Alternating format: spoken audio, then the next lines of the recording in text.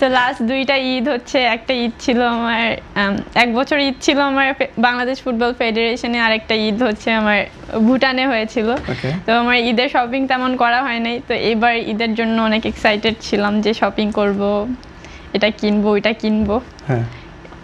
তো যখন কিনতে গিয়েছি তখন দেখি অনেক ভিড়, এত সমস্যা, তাও একটু কষ্ট করে একটা ড্রেস কিনেছি। শুধু একটাই কিনছি ঈদের জন্য? মানে আপনি কি শপিং নিয়ে কি মানে থাকে না, প্যাশনটা কি বেশি নাকি সীমাবদ্ধ, যে না আমার এতটুকু হইলে চলবে? আমার শপিং করতে পছন্দ, ভালোই লাগে। পদ্মা সেতু, মেট্রো রেল এবং এলিভেটেড এক্সপ্রেসওয়ে নির্মাণের গর্বিত অংশীদার বসুন্ধরা সিমেন্ট। একটা মাত্র ড্রেস? একটাতে ড্রেসেই তো হয়ে যায়। ওকে, যাক, অনেকে অনেক কিছু লাগে।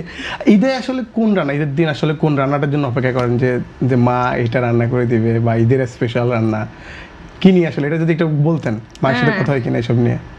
মা তো বেশি বাংলাদেশি খাবার রান্না করতে পারে না, তো এমনি অন্য খাবার আমি ওয়েট করি, কখন গরু মাংস খাবো, কখন সেমাই খাবো, এটাই। ওকে, ঈদে বাংলাদেশের ছোটবেলার যে স্মৃতিটা কোনটা বেশি স্পেশাল?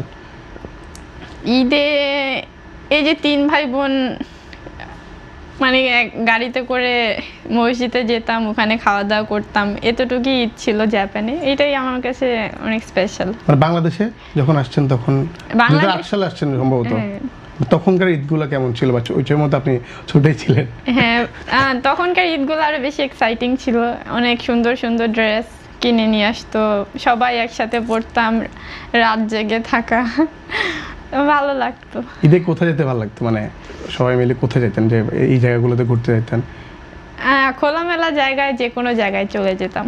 আর তাহলে এবারে ঈদের ছুটি নিয়ে মানে আজকে যেহেতু ঈদ, আজকে তো আমাদের শোতে আসছেন, এরপর আপনার পরিকল্পনা কি, আজকে কোথায় যাবেন? আজকে একটু বাসায় গিয়ে ঘুমাবো। এটা কিন্তু একটা বড় একটা বিষয়, কিন্তু মানে ম্যাক্সিমাম অ্যাথলেটরাই কিন্তু এটাই করে, যে এদের সময় বা এই সময়গুলোতে বেশি ঘুমায়, রেস্ট নেয়, কারণ তাদের অনেক চাপ যায়। বর্তমানে যে ন্যাশনাল টিম অলরেডি সিঙ্গাপুরের জন্য খেলার করে, তারাও কিন্তু অলরেডি অনুশীলনে আছেন, টিমের সাথে আছেন। তো এই সময়টা কি আপনাদের জন্য কাইন্ড অফ নিজেকে রিল্যাক্স রাখার একটা সময় কিনা? হ্যাঁ, এটা একটা ভালো সময় মনে করি মাসেল রিকভারির জন্য, যত সারা বছর দৌড়াদৌড়ির উপরে থাকতে হয়।